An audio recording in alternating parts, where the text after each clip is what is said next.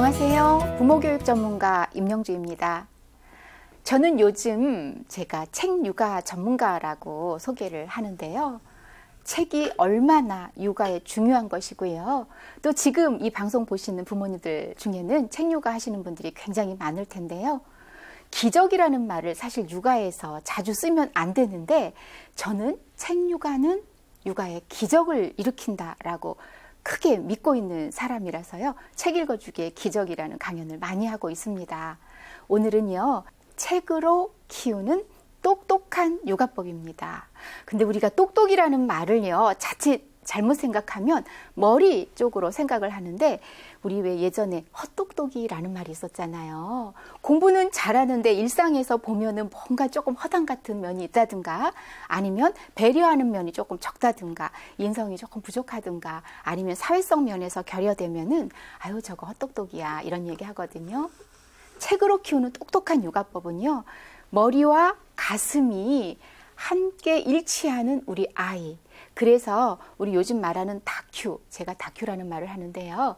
우리 IQ 다 아시죠? EQ도 아마 아실 겁니다. 그리고 소셜 쿼션트, SQ라고도 하고요. 열정지수, PQ라는 얘기도 있습니다. 여러 가지 쿼션트를 높이는 것으로 제가 책 육아를 이야기하는데요. 그렇게 다큐가 발달한 머리와 가슴이 함께하는 똑똑한 아이로 키우는 그런 육아법을 제가 마련을 했습니다. 어떤 강연일지 함께 가보실까요?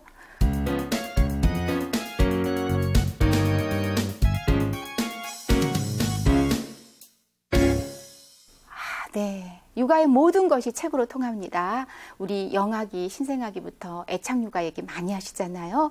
애착육아, 공감육아, 그리고 교감, 훗날 자녀와 부모의 대화법에 이르기까지 책으로 키우면 모든 것이 통한다라는 그런 얘기인데요. 굉장히 거창하죠. 앞에서 이야기했던 기적과도 통하는 얘기인데 저는 기적이라는 이야기를 책에서도 2번이나 썼습니다. 어떤 거냐면 뱃속에서 3살까지 그걸 저는 기간을 1000일이라고 사실 1000일이 좀 넘지요. 1000일의 기적이다라는 얘기를 하고요. 그 다음 2번째 기적이라는 말을 쓴 것이 바로 책으로 읽어주는 것이 육아의 기적을 이룬다라고 했거든요. 결국은 오늘 준비한 육아의 모든 것이 책으로 통한다라는 것과도 맞물리는 얘기라고 할 수 있습니다. 제가 몇 년 전부터 굉장히 좋아하는 시가 있었습니다. 내가 만일 다시 아이를 키운다면인데요. 특히나 청소년 자녀를 둔 우리 부모님과 함께 만날 때 있죠. 제일 첫 PPT 장면에 그 시를 띄워놓습니다. 다이애나 로먼스의 시지요. 20대 때 제가 그 시를 접했을 때는요. 아이고 이게 시야 잠언이야 이런 생각을 하면서 그냥 심드렁하게 넘어갔던 기억이 납니다.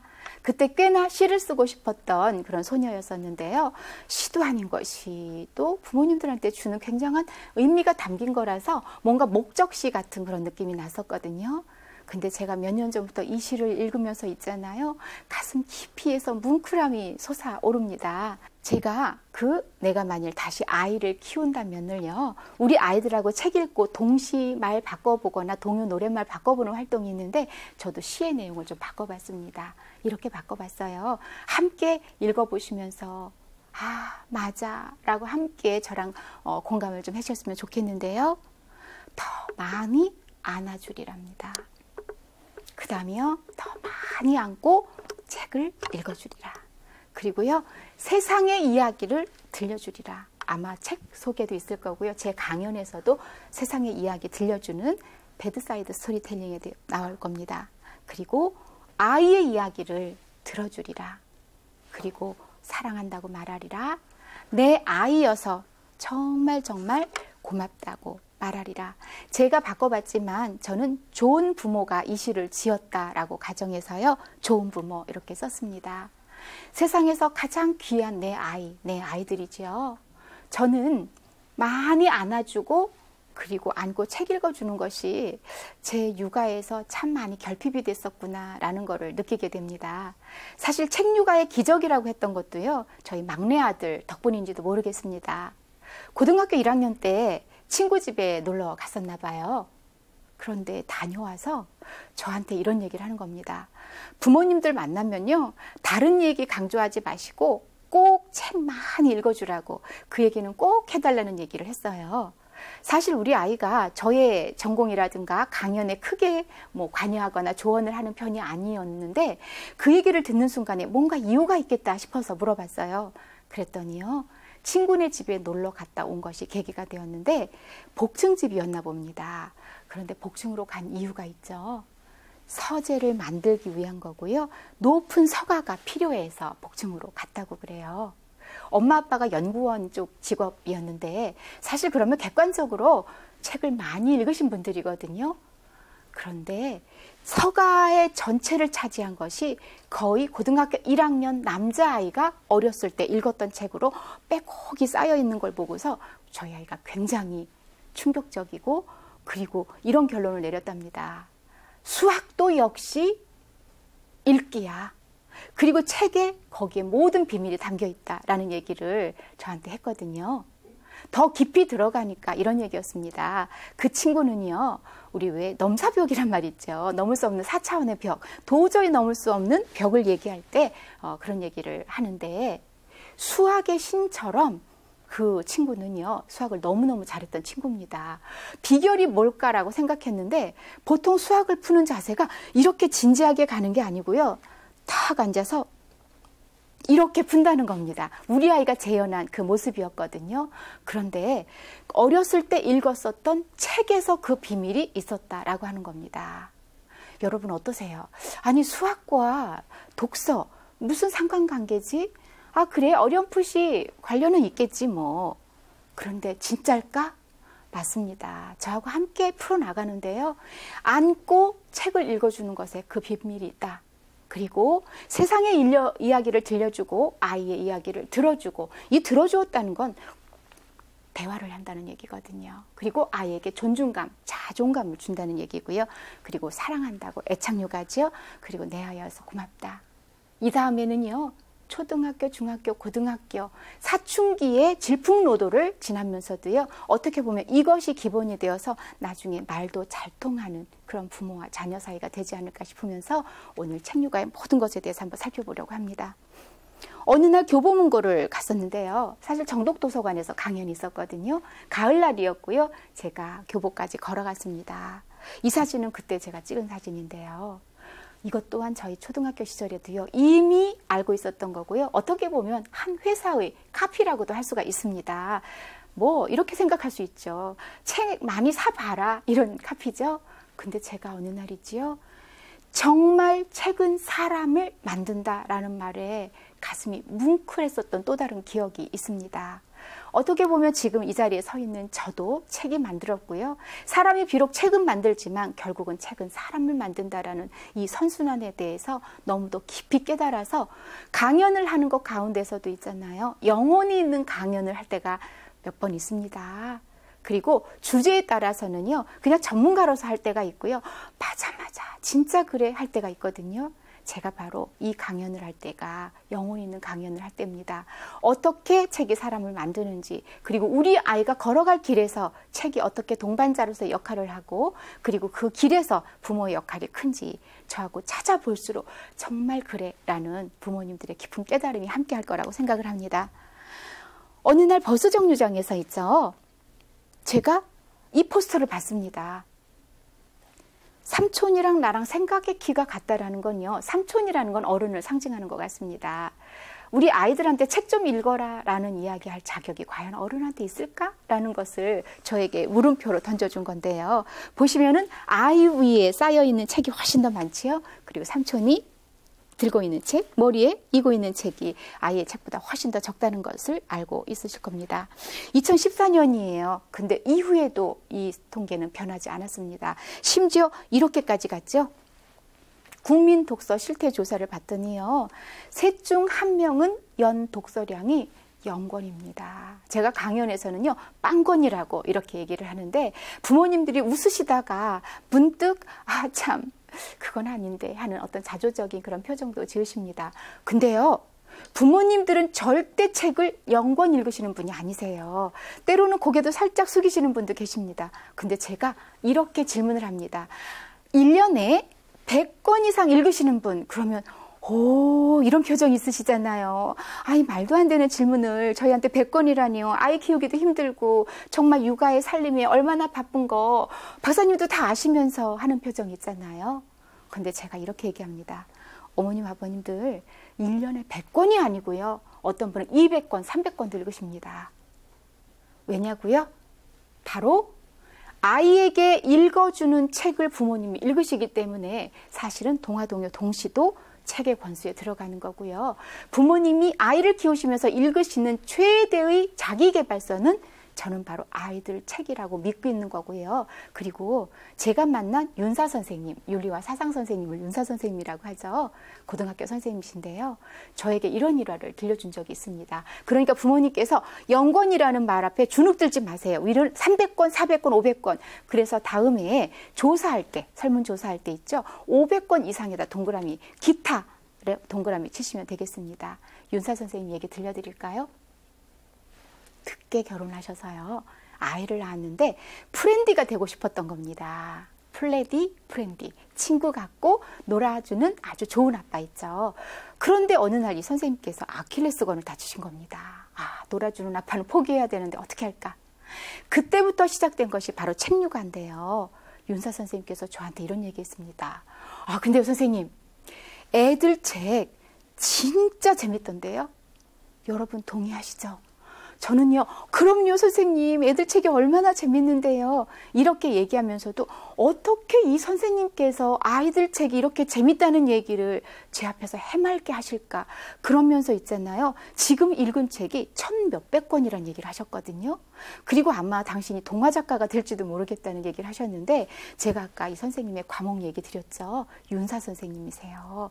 국어 선생님이시라면은 아 그래, 원래 책 좋아하셨을 거고 뭐 쓰기에도 관심이 있으셨을 테니까 아이들 책에 금방 동화되셨을 거야 라고 우리가 동감하겠지만, 이분은 사실은 아이들 책이라고는 아이 낳고 아킬레스건 다친 이후에 읽어주려고 접한 것이 처음이었다고 말씀하셨거든요. 아, 물론 어렸을 때 읽으셨겠지만요. 근데 여러분 정말이에요.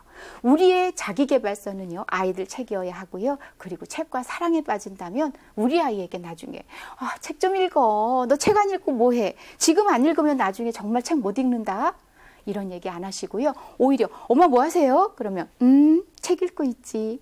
무슨 책이요? 동화책. 이렇게 얘기하실 수 있지 않을까. 그리고 어느 날 고등학생이 된 자녀가 엄마, 제가 있죠. 엄마가 어렸을 때 읽어줬던 그 책 있죠. 우리 지문에 나왔었어요. 할 수도 있습니다. 공부 잘하는 아이요? 맞아요. 책과 가까운 아이고요. 오늘 그런 이야기들이 또 앞으로 펼쳐질 겁니다.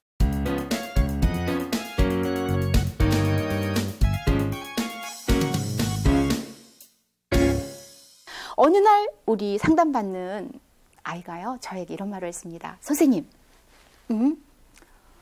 우리 엄마가 신문 읽었어요. 제가 여기다 책 읽는 부모라고 했는데요. 신문 읽었어요? 라고 해요. 그래서? 라고 얘기를 하려고 하는데 바로 이 친구가 근데요 낯설었어요. 그러는 거예요. 신문 읽는 모습이 왜 낯설어? 라고 얘기를 하려고 하는데 좋았어요. 그러니까요, 우리 친구가 저에게 하고 싶었던 얘기는요, 엄마가 신문 읽는 모습을 보니까 참 좋았고 선생님께 자랑하고 싶더라라는 얘기가 핵심이었습니다. 제가 자칫 응수했다가는요, 괜한 질문 할 뻔했습니다. 청소년에게 낯선 부모는요, 뭔가 읽는 부모님이세요. 근데 그 얘기 들려드리면요, 어머님들이 웃으시거든요. 아 맞아, 나 책 참 안 읽어. 조금 전에 제가 말씀드렸지요. 엄마 있잖아, 너 어렸을 때 얼마나 책 많이 읽어줬는데 아마 수천 권일걸? 그때 낯설어하는 우리 아이에게 당당하게 말씀해 주시는 거 아셨죠? 네. 왜 책이어야 하는가? 내 아이에게 왜 책이어야 하는가? 여러분, 이렇게도 물어보시고 저렇게도 물어보십시오. 그러면 바로 답이 나옵니다. 맞아, 그냥 책이야, 바로 책이야. 이런 답이 나오실 텐데요. 책 속에 길이 나옵니다. 여러분, 참 멋지지 않아요? 저는 부모님의 말 속에, 말길에 아이의 인생이 들어있으니까 정말 말 한마디라도, 지나가는 말이라도 아이에게 영향을 주니까 정말 조심해서 말을 해야 된다라는 말을 하거든요. 여러분, 말 속에 길이 있고요. 말의 핵심이 바로 책입니다. 책 속에 길이 있거든요. 책 속으로 우리 아이가 걸어가게 하고 싶지 않으세요? 그런데요, 영아기, 유아기 때는요, 손을 잡고 함께 걸어가셔야 됩니다. 이 길로 가. 뭔가 만날 거야. 그러게 우리 아이는 아직은 너무도 책이라는 낯선 길을 가기 어려운 연령이거든요. 그러면 책 속으로 길을 걸어간 사람들의 이야기 한번 들려드려 볼까요? 어느 날 도서관에서 강연을 하고 나오는데요. 뭔가 왜 나를 쳐다보는 듯한 느낌이 들 때가 있잖아요. 그래서 옆을 봤습니다. 그때 나왔던 포스터는 사실은 제가 여기서 사용하지 못했는데요. 링컨의 사진과 아울러서 통나무집 가난한 소년 이야기가 거기 써 있었습니다. 이렇게 써 있었어요. 새어머니 세라의 이야기. 새어머니는 가난한 소년에게, 가난한 집에 우리 아이지만 거기에서 꿈과 희망을 찾도록 해줬습니다. 뭘 통해서요? 맞습니다. 책을 통해서요. 그리고 우리가 영화 Gone with the Wind, 바람과 함께 사라지다 많이 보셨죠? 거기에 배경이 된 게 맞습니다. 남북전쟁이잖아요. 우리 한 소년이 대통령이 되어서 역사를 바꾼 영감을 받은, 남북전쟁의 영감을 받은 책이 바로 엉클 톰스 캐빈이었습니다. 새어머니 세라가 그에게 책 속에서 길을 찾게 했다면요, 진짜 그 책 속에서 만난 우인, 그리고 그 책이요, 바로 엉클 톰스 캐빈, 스토우 여사잖아요. 링컨이 그랬답니다. 내 인생을 바꾼 두 여인이 있습니다. 바로 어머니와 스토우 부인입니다. 이렇게 얘기했다고 합니다. 참 멋지지요. 제가 그 글귀를 보는 순간 그날 오프닝 멘트는 바로 링컨으로부터 시작이 됐거든요. 링컨의 일화는 책뿐만 아니라 유머에 관한 이야기도 굉장히 유명하죠. 게티스버그 연설문도 유명합니다. 다 어디에서 나왔을까요? 맞습니다. 책에서 만난 수많은 위인, 그리고 좋은 글에서 나왔죠. 그리고 리더는 리더라라는 얘기 많이 들어보셨을 텐데요. 맞아요. 이끌어 갈 수 있는 사람, 리더십을 갖춘 사람은요, 역시 책을 많이 읽은 다독가였습니다. 우리 아이가 리더가 되고, 그리고 그 리더로 만든 중요한 원동력이 바로 리더로서의 면모를 가졌기 때문이 아닐까. 그러면요, 우리 풍부하다는 말 많이 하잖아요. 깊다라는 얘기도 많이 합니다. 그리고 넓게, 깊게 들어갈 수 있는, 시간과 공간을 초월해서 누군가를 만나고 누군가의 손을 잡고, 그리고 내 인생을 바꿀 만한 한 줄의 글을 만나는 것, 바로 우리 아이가 리더가 될 때 가능할 거라고 생각을 합니다. 말씀드렸었잖아요. 우리 아이 홀로 가기는 아직은 이르다는 것. 자, 스티브 잡스는요, 독서와 혼자만의 시간을 가지고 새로운 일을 도모하라라고 했습니다. 근데 이보다 더 유명한 말이 있습니다. 나는 하버드대 졸업장과 내 책을 바꾸지 않겠다. 독서 이력을 그렇게 중요하게 생각한 거죠. 우리 입으로, 입 한 번 열면 세계를 움직일 수 있는 힘을 가진 이 대가 오프라 윈프리, 그의 어린 시절, 그리고 어떠한 성장 과정을 거쳤는지 다 아시죠? 그런데 이 소녀가 그곳을 넘어서 세계를 꿈꾸었던 것이 바로 미시시피 강 저 너머에는 내가 꿈꾸는, 내가 알지 못하는, 내가 가고 싶은 어떠한 세계가 있을 거야 라고 느끼게 했던, 알게 했던 것이 바로 책이었다라고 얘기합니다. 여러분 어떠세요? 전율이지 않습니까? 나를 키운 건 동네 도서관이었다라는 얘기하죠. 근데 아직은 우리나라는요, 동네 도서관이라기보다는 왜 우리 국공립도서관 있잖아요. 이게 참 많은데요. 제가 시카고에 가보니까 친구가 교환교수로 있을 때 제가 시카고에 몇 달 머무른 적이 있습니다. 정말 있잖아요. 이렇게 동네 길을 걷다 보면은 예쁜 호수도 있고요. 그리고 조금 걸어가다 보면 다만 도서관들이 꽤 많습니다. 그때 잊지 못해요. 친구가 아이들 손을 잡고 갔는데 사서라고 하죠. 우와, 지난번에 빌려간 책 어땠어? 다 읽었니? 오, 그랬구나. 오, 이번에 빌려간 책은 이 책이구나. 와, 너는 이 책을 읽고 무슨 생각을 할지 정말 선생님은 궁금하다. 제가 이쪽 옆에 이렇게 서 있다가 어머나 세상에, 어떻게 지난번에 이 아이가 책을 빌려간 것에 대해서 말을 건네고, 그리고 이 책이 너를 어떻게 변화할지 선생님은 궁금하다. 대단한 직업정신을 제가 옆에서 보면서, 제가 또 말을 하는 직업이잖아요. 선생이고요. 그렇죠? 나는 과연 누구에게 이런 격려의 말을 할까? 그런 생각을 했습니다. 역시 책을 만지고 책을 다루고 책과 가까이 하는 사람은 사람에 대해서, 그리고 말 한마디에도 마음이 담겨있고 인품이 담겨있구나라는 생각도 했었는데요. 동네 도서관이 나를 키웠다고 합니다. 저는 요즘 재능 기부하거든요.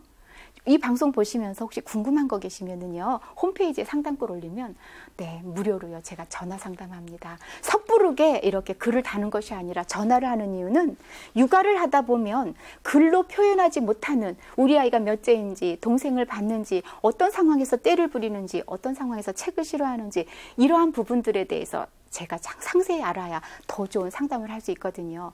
사실은요, 동네 도서관에서 힌트를 얻은지도 모르겠습니다. 우리 카네기 아시죠? 그분이 그렇게 미국의 도서관을 많이 건립해 줬잖아요. 저는 정말 저의 재능을 기부해서라도 우리 부모님과 아이들 잘 키우는 세상을 만들고 싶거든요. 이렇게 훌륭한 사람들이 도서관에서 영향을 받고 그리고 책에서 영향을 받은 일도 저에게 깊은 감동을 준 건 물론이고요. 저는 밥상머리 교육 전문가라고도 하거든요. 근데 밥상머리에서 빼놓지 않고 등장하는 몇 가족이 있습니다. 네, 오바마 가족이고요. 이따가 또 제가 얘기할 텐데 케네디 가족입니다. 그 다음에 유대인이요. 참 묘합니다. 밥상머리에도 나오고요. 책 하면 빠지지 않습니다. 역시 오바마 책 얘기입니다. 8년간 백악관 생활에서 생존한 비밀은 독서였다. 은퇴한 후에 당신 직업이 뭡니까? 그래서 미셸의 남편이요. 이래서 저희를 감동시켰습니다. 온 엄마들을 감동시켰었죠. 근데요, 책에 관해서도 역시 밑줄 칠 만한 이야기를 했습니다. 어때요? 리더는 리더. 그리고 칼 세이건의 이야기를 제가 빌어서 얘기를 하는 거는 오늘 책과 책 읽어주기에 대한 건데 사실은 부등호를 매기면요, 책 읽어주기 쪽이거든요. 바로 칼 세이건이 어른이 그들 자손과 사회에 줄 수 있는 가장 큰 선물은 뭐라고 했죠? 아이들에게 책을 읽어주는 것이다. 저는 어떻게 이런 생각을 했는지 정말 대단한 분이라고 생각합니다. 역시 과거의 대중화 그리고 천문학 연구에 크게 기여한 그런 천문학자다운데요. 하늘을 보듯 넓게 세상을 본 것 같습니다. 이제 영국에서 어떻게 책이 중요한가에 대한 연구를 많이 한 걸 보여드릴 텐데요. 영국 버밍엄 대학의 연구를 한번 보겠습니다. 3세 아이들 비교를 해봤는데요. 3세 아이들이라면 책을 다룬다라는 거잖아요. 책을 다룰 줄 알고 책에 집중한다라고 하는데요. 사실 이 시기는요, 10분도 집중하기가 쉽지 않은 때거든요. 그런데 10분 정도 집중을 하고요. 책을 접하지 않은 친구들은 어떻다고요?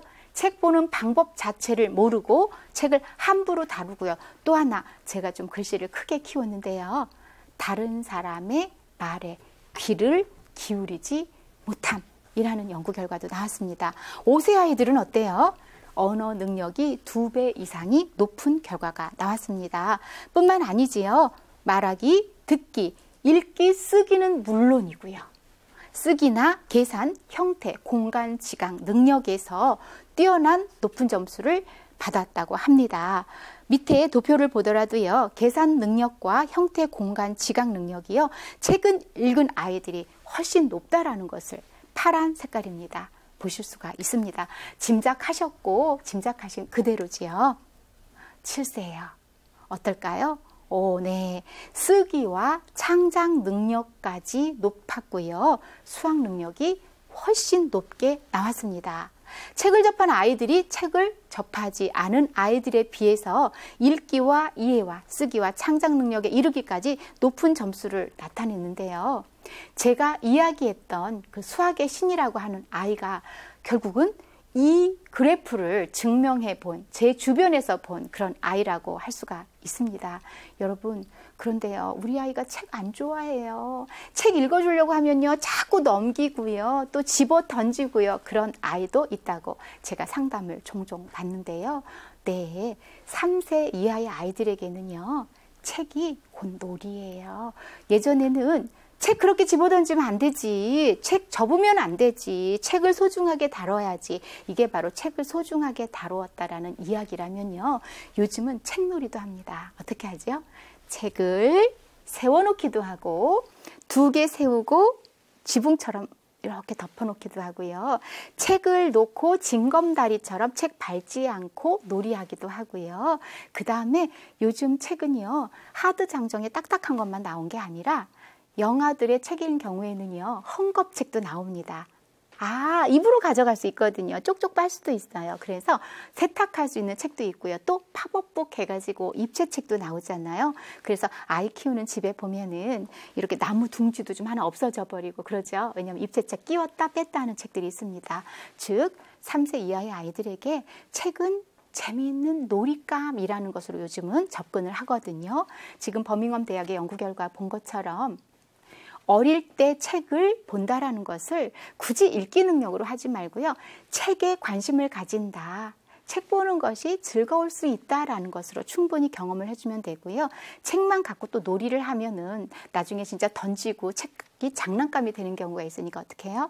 놀이를 한 다음에 이 책에 뭐가 있을까? 이걸 함께 보는 부모님. 그리고요, 아이가 만약에 잘 읽는다고 한다면은 읽게 두시고 어떻게 한다고요?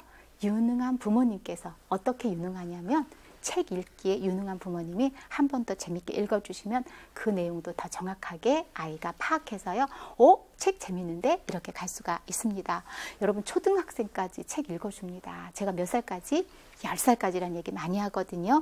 연구 결과는 13, 14세지만 사실 초등학생 6학년, 중학교 1학년 아이 안고 책 읽어준다는 게 우리나라 현실상으로는 아직은 조금은 받아들이기가 어려울 수도 있습니다. 하지만 언제까지 의무?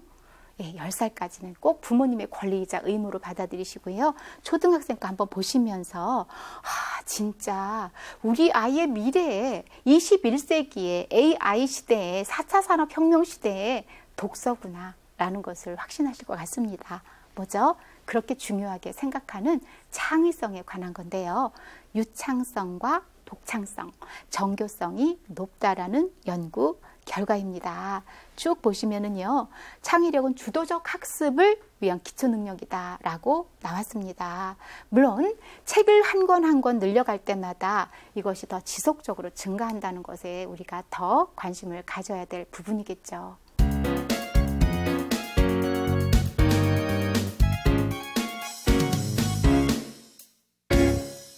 지금 3살, 5살, 7살 자녀를 둔 영아기, 유아기 자녀를 둔 부모님께서는 책 많이 읽어주시지만요.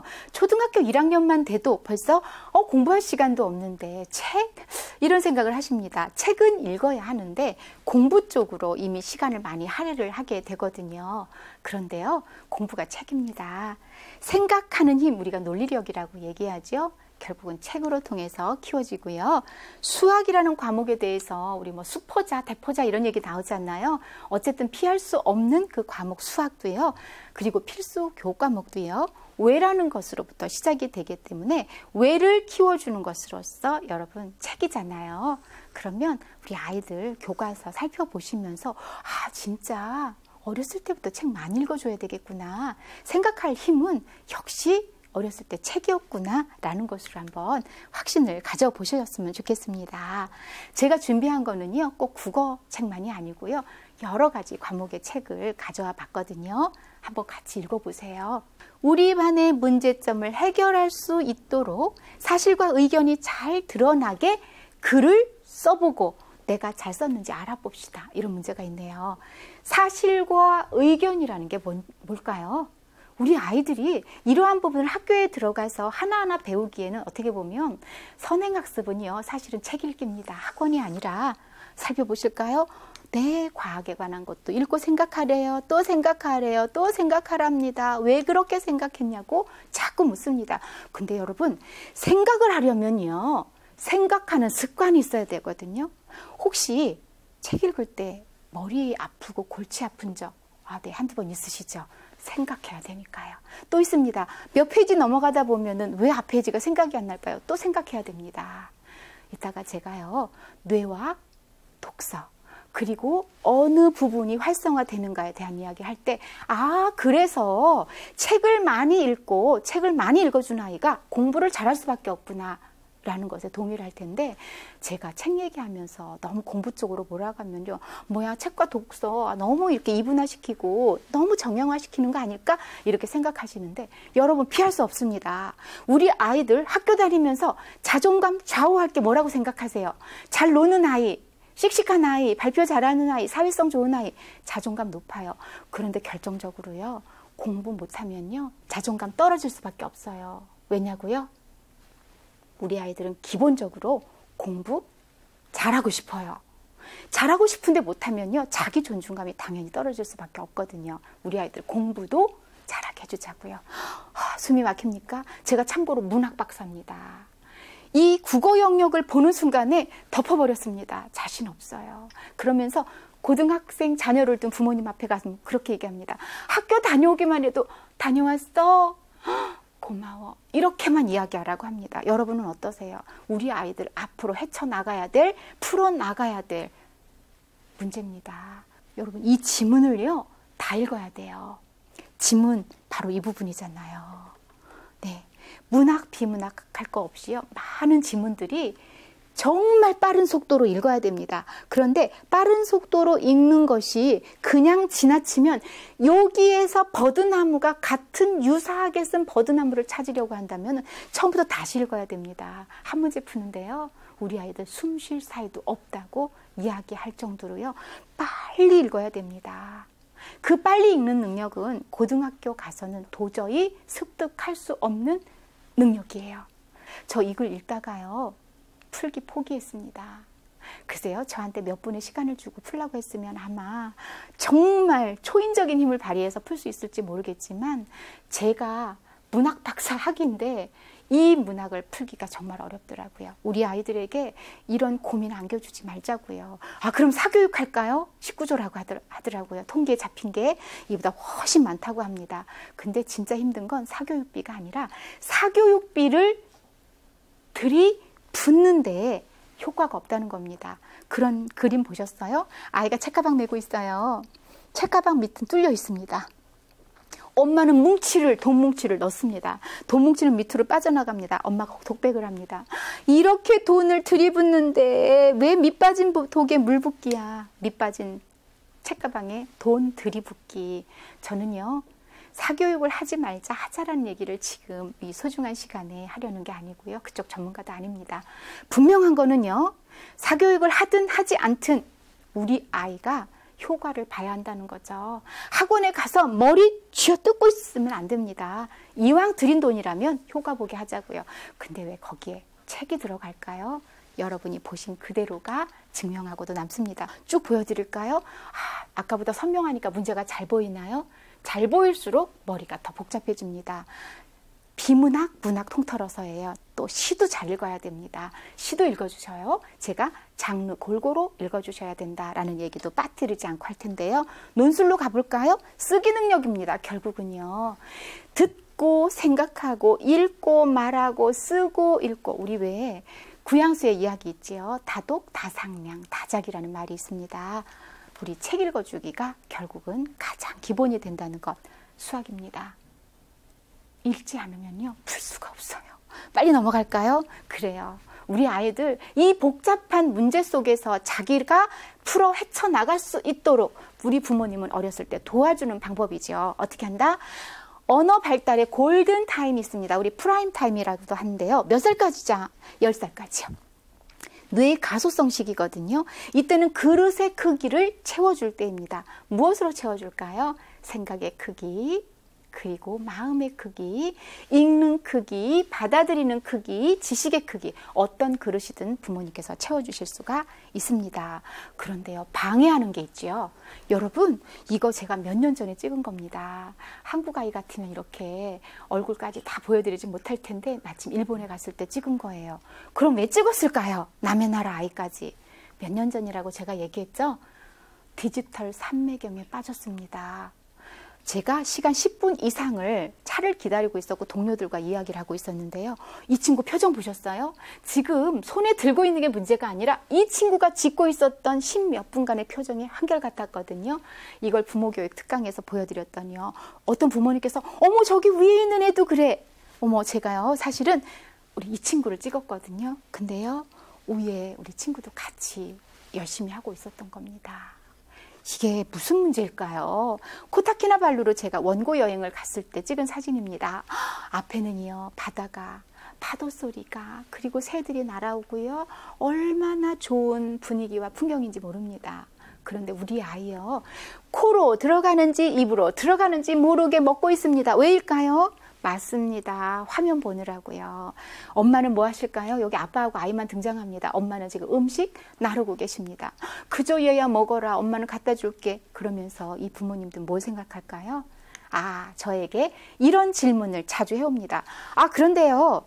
요즘 굉장히 좋은 동영상 많지 않습니까? 그럼 그걸 보면은 결국은 책 읽기 효과하고 별 다를 거 없는데 오히려 아이들이 흥미로워하고. 근데 뭐가 나쁘다는 거죠? 해롭습니까? 이런 류의 상담인데요. 아, 배운다는 면에서는 해로운 건 없습니다. 문제는 뭘까요? 맞아요. 뇌의 가지치기 때문에 그렇습니다. 이 시기는요, 뭔가 뻗어나가는 시기고요. 그리고 불필요한 부분을 잘라내면서 뇌량이 굵어지는 시기잖아요. 그런데 디지털 기기에만 빠져있는 아이들이 바로 이런 함정에 빠질 수가 있습니다. 게임할 때, 책을 읽을 때 찍은 사진이거든요. 여러분 어때요? 아까 제가 책 읽을 때 머릿속이 복잡하지 않으시냐고, 머리 아프지 않냐고 제가 여쭤봤죠? 맞습니다. 책을 읽을 때는요, 전 뇌가 가동이 되니까 복잡하고 머리가 아픕니다. 게임할 때는 어때요? 아, 후두엽 부분이 열심히 활동하고 있네요. 그러면 후두엽이라도 발달하니까 뭔가 발달하는 건 맞는데요. 그러면 다른 부분이 필요 없구나 생각해서 가지치기를 한다라는 겁니다. 또 있어요.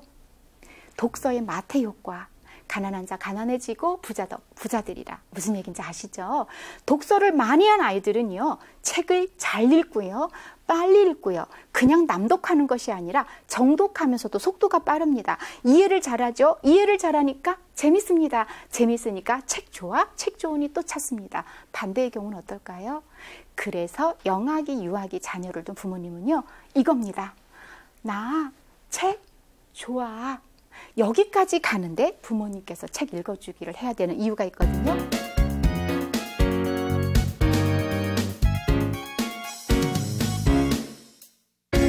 우리 지능을 보면은요, 동작성 지능과 언어성 지능으로 나눈다고 하죠. 그러면 동작성에는요, 상과 들여나가고요, 추론 능력과 계산 현상, 그리고 다양한 자극에 의해서 발달한다는 거 아실 겁니다. 언어성? 책 읽을 때 언어성 발달하겠네요. 맞습니다. 근데 혹시요, 언어성의 책과 단어, 말 이렇게만 지금 색깔로 표시된 것처럼 책을 이렇게만 생각하시면은요, 책의 전체를 보지 않으신 거거든요. 책은요, 산과 들에 뛰어다니는 경험과 추론의 능력과 계산, 연산, 다양한 자극을 하는 똑같은 효과를 줍니다.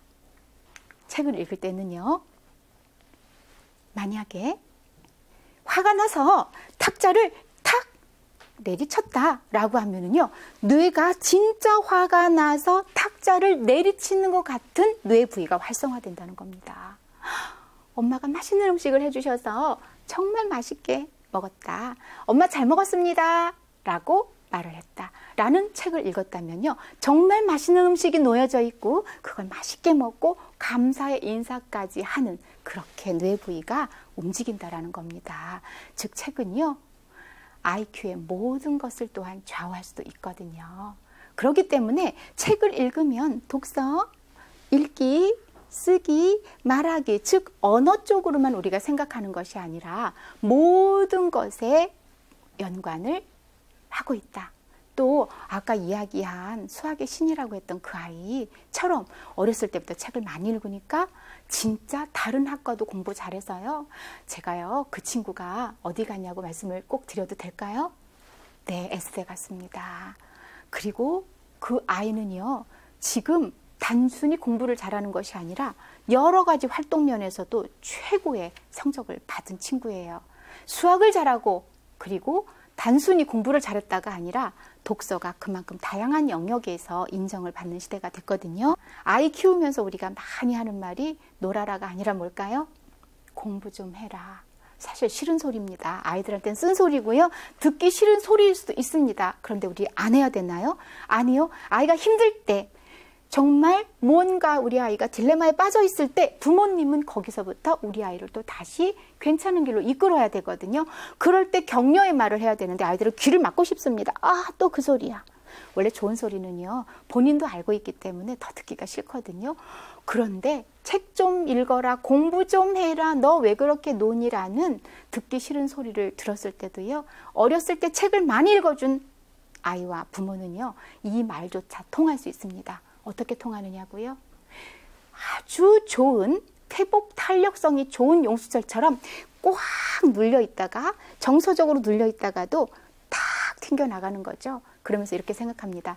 그래, 우리 엄마 아빠가 저렇게 말씀하실 땐 다 이유가 있는 거야. 이렇게 생각하면서 다시 부모님의 옳은 소리, 좋은 소리도 받아들일 수 있을 만큼의 소통이 가능해집니다. 자, 이제 제가 지금 강연의 마무리를 하려고 합니다. 아까 제가 디지털에 대한 것들을 쭉 얘기를 하면서 살짝 헷갈리게 했는데요. 여러분 보시겠어요? 바로 독서 삼매경, 책 읽어주기에 대한 이야기입니다. 이 이야기는요, 제가 설명을 드려야 될 것 같습니다. 이 그림은 제가 어디에서 그냥 가져온 그림이 아니에요. 네, 저기 과천에 있는 공원이 있습니다. 대공원이 있어요. 그곳에 간 날입니다. 저기 뒤쪽으로 아이들이 소풍도 와 있네요. 좋은 날씨였고요. 저는 이 앞을 지나고 있는데 엄마가 아이에게 책을 읽어주고 있는 겁니다. 와, 그냥 지나칠 수 없어요. 그래서 네, 뒤에서 몰래 찍은 것이 아니라 어머니께 가서 양해를 구해야 되겠다라고 생각을 하는데 탁 제 발을 가로막는 생각이 있었습니다. 뭘까요? 네, 우리 아이에게 너무도 진지하게 책을 읽어주고 있는데 방해를 하는 것 같다는 생각이 들어서 멈칫했는데, 그래도 있잖아요. 지금 아이를 보면은 이제 12개월 좀 넘었을까요? 왔다 갔다 할 것 같습니다. 이 아이의 집중 시간이 있어서 제가 망설이다가는 아무래도 책을 덮고 다른 데로 이동할 것 같다는 생각이 들어서 용기를 내서 방해를 했습니다. 죄송한데요. 제가 책 읽는 모습이 너무너무 좋아 보여서 제가 강연을 하는 사람인데 사진 몇 장 찍어서 사용을 해도 될까요? 제가 이 말 하면서도요, 사실 엄마의 눈치를 본 게 아니라 우리 아이의 눈치를 봤습니다. 왜냐하면 이제 낯선 사람이 이렇게 얘기를 거니까 얼마나 호기심이 있겠습니까? 이때는요, 집중력이 굉장히 짧은 시간이라 얼른 다른 사람을 보는 그런 때잖아요. 그런데요, 제가 이 그림을 보여드리면서 진짜 하고 싶은 이야기는 지금부터예요. 아이가 있잖아요. 낯선 사람의 목소리가 들리니까 이 정도로 한번 저를 보더라고요. 그 다음에 어떻게 했을까요? 여러분, 보는 그대로입니다. 아이는요, 바로 누가 얘기했구나. 됐어. 그 다음에 뭐 하죠? 바로 엄마가 읽어주는 책으로 시선을 이렇게 멈추더라고요. 그래서 제가 붙인 이름 독서 삼매경. 아까는 제가 뭐라고 했죠? 디지털 삼매경. 여러분, 우리 아이 10살까지 어떤 삼매경에 빠졌으면 좋겠다고 생각하세요? 질문도 아니죠. 이거는 너무도 당연한 답이 준비되어 있습니다. 우리 아이가 책에 빠져들어서 누구야? 라고 불렀을 때 들리지도 않을 정도가 되면 얼마나 좋을까요? 어디에 답이 있다고요? 책 읽어주기에 답이 있고요. 또 있습니다.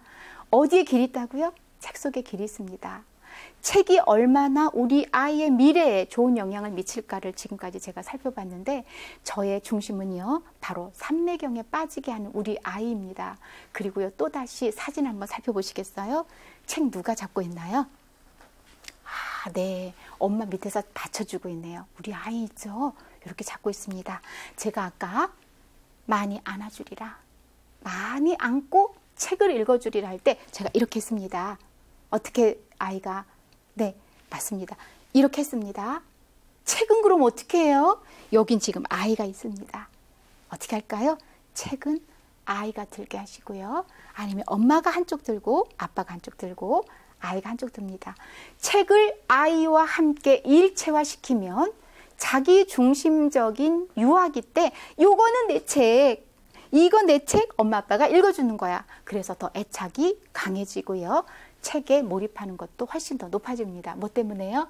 우리 아이들이 자기 중심적인 특징 때문에 그냥 읽어주는 게 아니라 내 책, 내 거, 이러한 것에 소속감도 느끼게 하면 훨씬 더 효과가 높을 거라는 겁니다. 지금부터입니다. 책 읽어주기 기적인데요. 책 읽기가 습관이 되는 아이, 책 읽는 것이 좋은 아이, 바로 부모님께서 함께 하실 때 그 효과가 훨씬 높아진다는 것, 강조, 밑줄, 박수 처리까지 함께 해드리고 싶습니다.